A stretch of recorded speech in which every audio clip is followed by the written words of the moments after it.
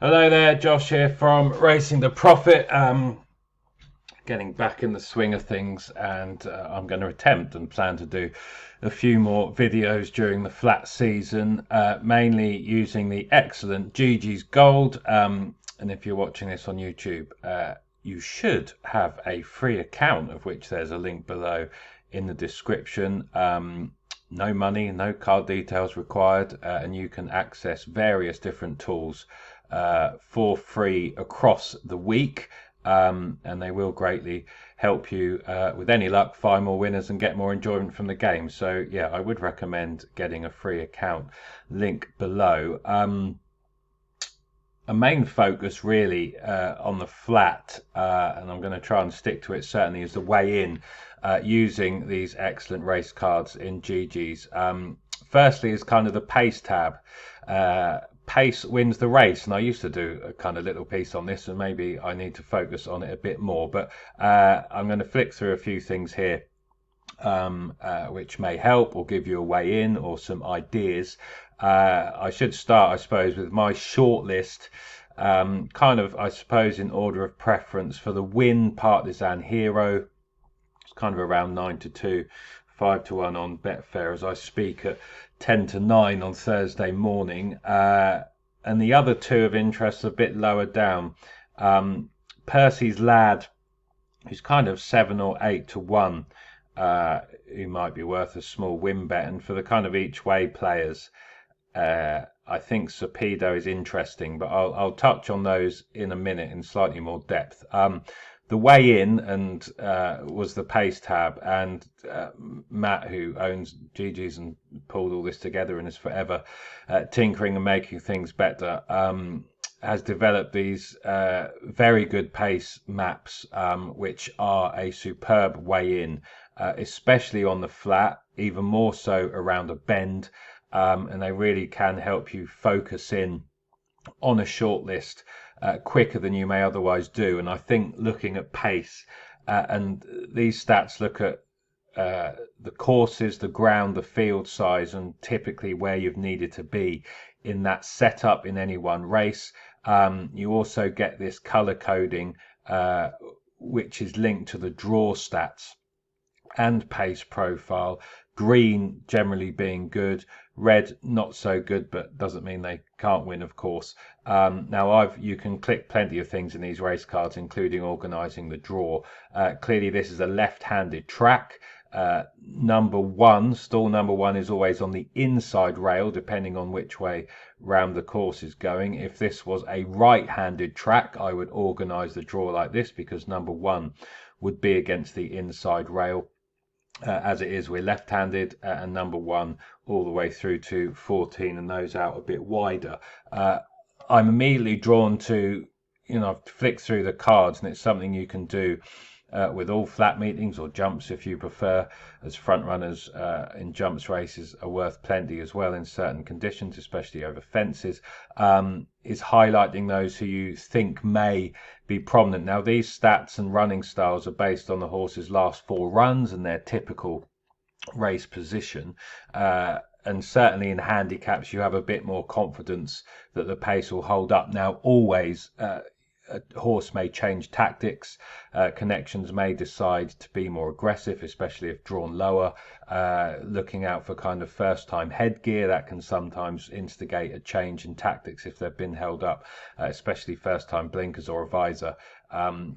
If I was putting one of them on one of our Racing the Profit Syndicate horses, I would always want them up there. I think it nullifies the point in using them if you're then patient in a horse with first time headgear. So little things like that to look out for. But we can see here that there looks to be kind of 2 or 3 front runners. One main one in Percys Lad, who I assume from stall 6 usually likes to go forward and likes to be aggressive, and I would be surprised, assuming he starts well and doesn't fall out the stalls, of course, that he is going to be bang up there.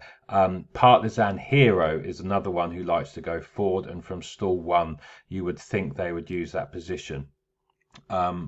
Automatically those two are interesting from a pace perspective when forming a kind of short list. You've also got kind of horses being held up mid-division, drawn lower, can do well as well, kind of scooting around that inside rail, which makes Supido kind of interesting, especially if he can be more prominent tracking the pace rather than held up out the back. Obviously he'll then be waiting for traffic, but these on the inside, if they kind of stick to the rail or a one off, you then can get that cut away at Chester. They can fan out and gaps can appear, provided you're not too far back. But of course, any hold up horse in any flat race, especially around a bend, does then need plenty of luck. They need the pace to go hard, they need the leaders to come back, and then they also need, of course, the gaps to open at the right time. And you're obviously, thinking about all those things when price can be whether to play each way depending on the number of places and everything else. So from a pace perspective, you've got Brighton Boy out wide as well. Maybe they will try and go forward. I'd be slightly surprised if he necessarily had the pace of these two, but not impossible. He gets out and across and tucks in into third, or maybe takes each other on. Now, the fact there's 2 or 3 potential front runners, you're trusting the jockeys not to kind of take each other on too much and ruin their chances. There is a possibility that happens, and therefore maybe thinking about something that could be more patiently ridden stays well and picks up the pieces may also be an interesting way in. So yeah, that's the pace map. As you can see, the stats here, generally prominent and leading is best. You can see this is just a sample size for recent years at Chester on this going in handicaps, this kind of field size.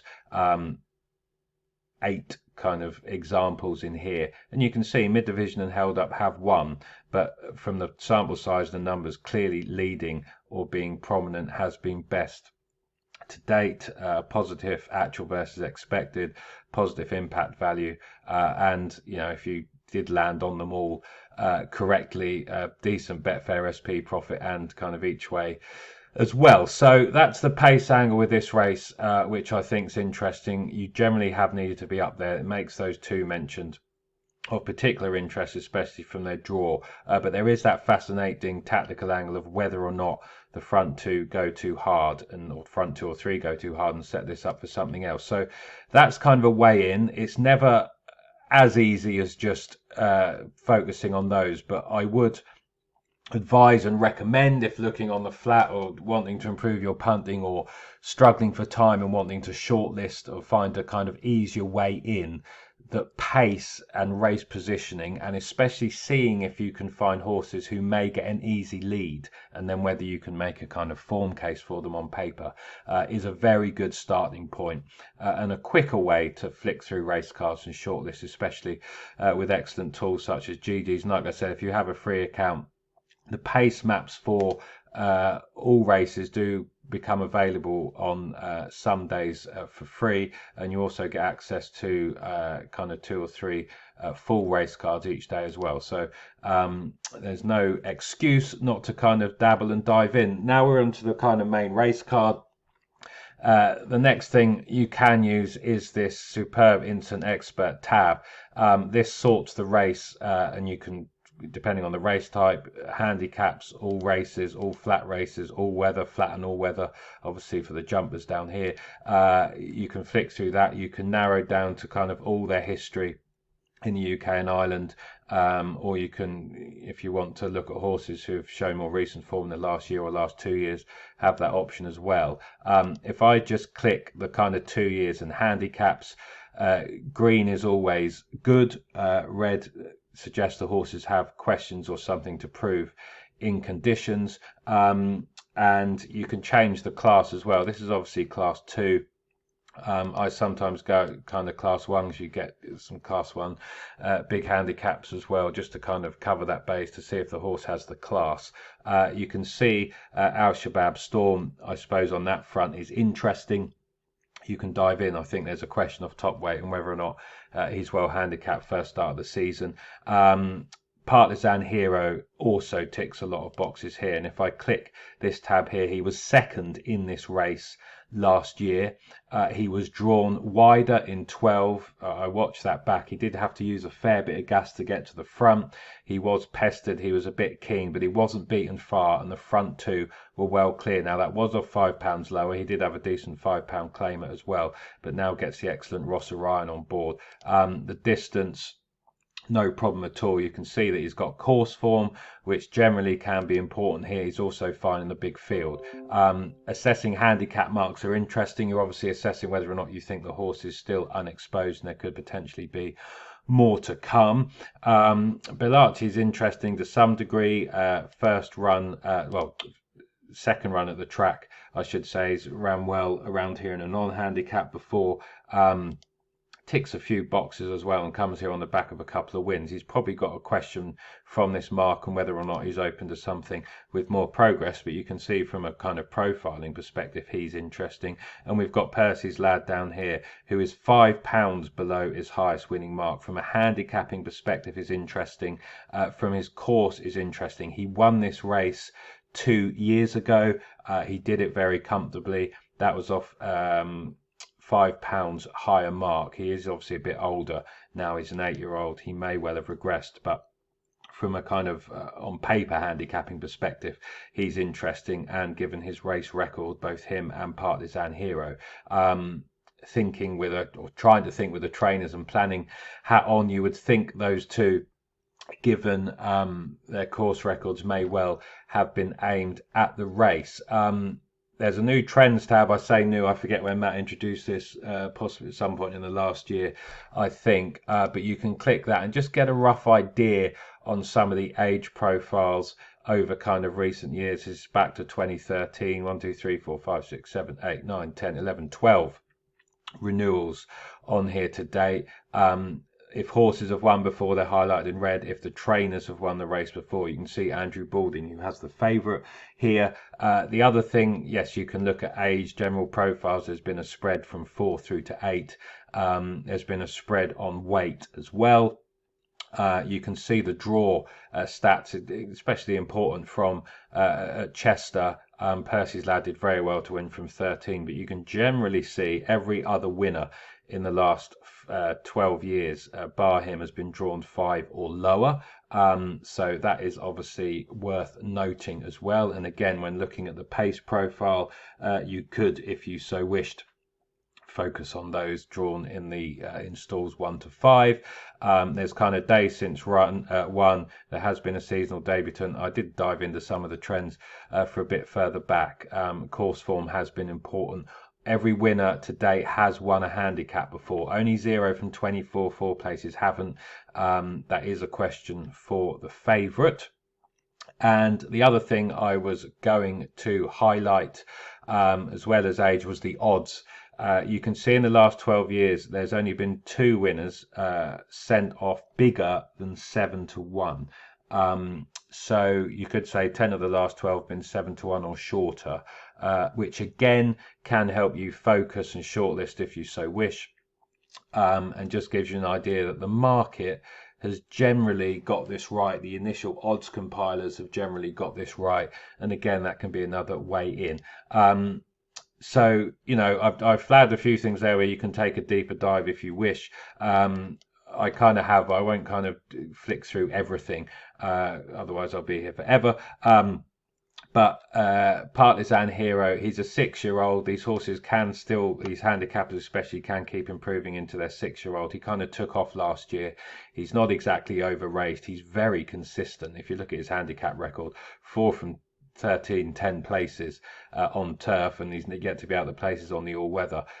He's only been out the places 3 times in 17 runs on turf, which is rather impressive and does show you the benefit of a horse who can race handy and settle, as races can generally come your way. This is the second, third season Lochnane's had him. He's gone well off a break before. He has been busy in Bahrain and running well. He's had a 76-day break. His last run over here was a winner. Like I said, he was a very good second around here. There is a question from this mark, but I think he's still open to improvement going into this season and should run a big race. We will see if he has enough in hand, but he does tick plenty of boxes. All conditions are fine, track's fine, he's consistent, he's drawn well, he's a prominent racer. He may get the lead or tuck in behind Percys Lad, and they should possibly dictate the fractions and have this race between them from some way out. So Partisan Hero for all those reasons, and I suppose because he's drawn in 1, and he's still got age and time on his side as a handicapper. He'd kind of be the number one pick from my kind of look at it. Percys Lad is interesting. And I wouldn't put you off at sevens or so a win bet either. The question, clearly, if he bounced back to his form when winning here a couple of years ago, he is going to be bang there. Like I said, he's £5 lower than this mark in May 24. He's clearly, yeah, at his best, a decent horse. He has a very good course record, especially on better ground, and he has a decent draw as well. You would think this has been the plan. He clearly had an injury. Not sure what that was, given the time length, maybe a tendon or something else. That is the question of how much ability remains. Now, I thought he ran very well at Newmarket. He led, he travelled deep into it to over 1 furlong out, and then clearly got tired. He was sent off at 28-1, clearly unfancied. And you would think, given his win in this and his course record, that this has been the plan.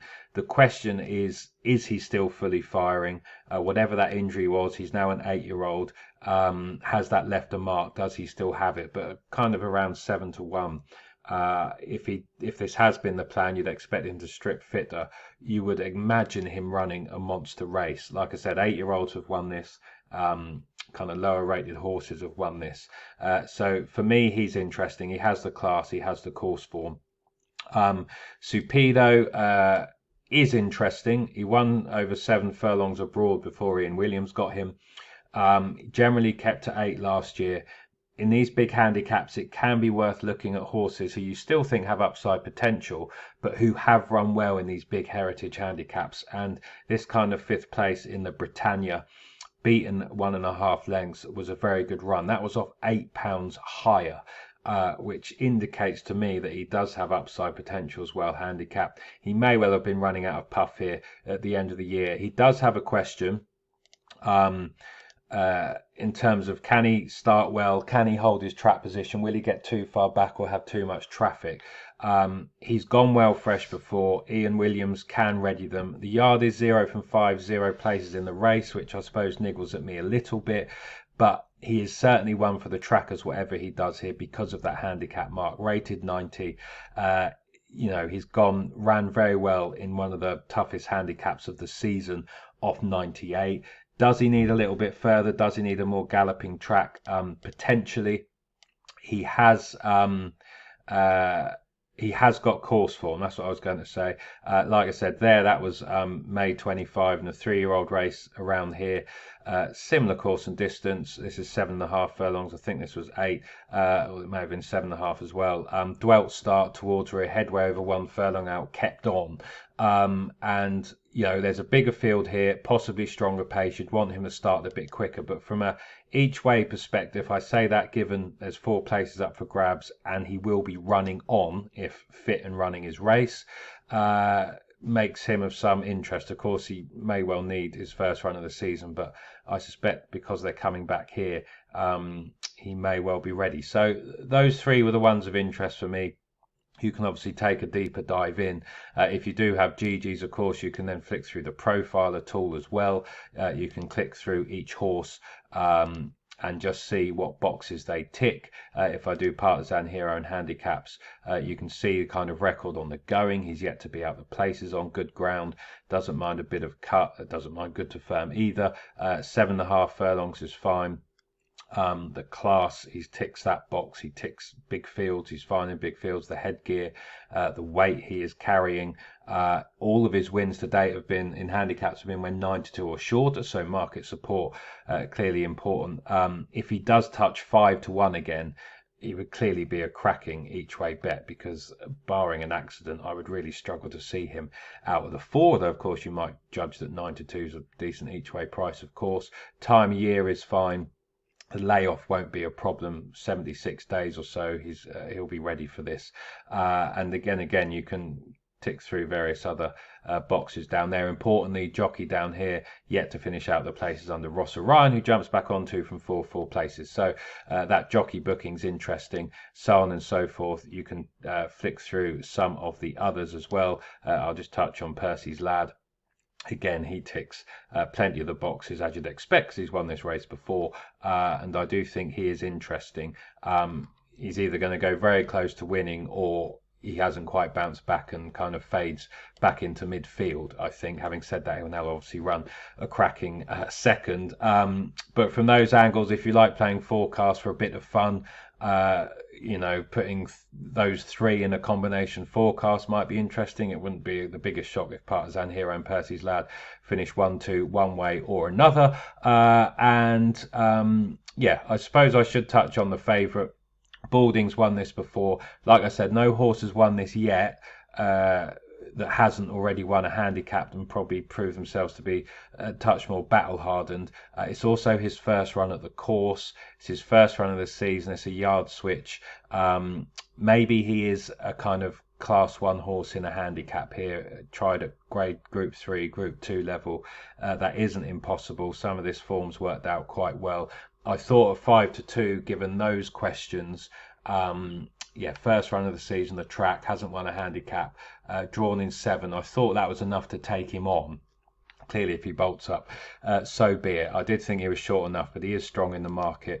And yeah, indications are he might be thereabouts, but I think there are reasons for the others, as touched on. Like I said, Al Shabab Storm ticked plenty of those profile boxes. The question for him, first run for this yard, first run of the season, has gone well fresh for others before, does have course form. He obviously carries a big weight. It's just a question from that mark now, I suspect.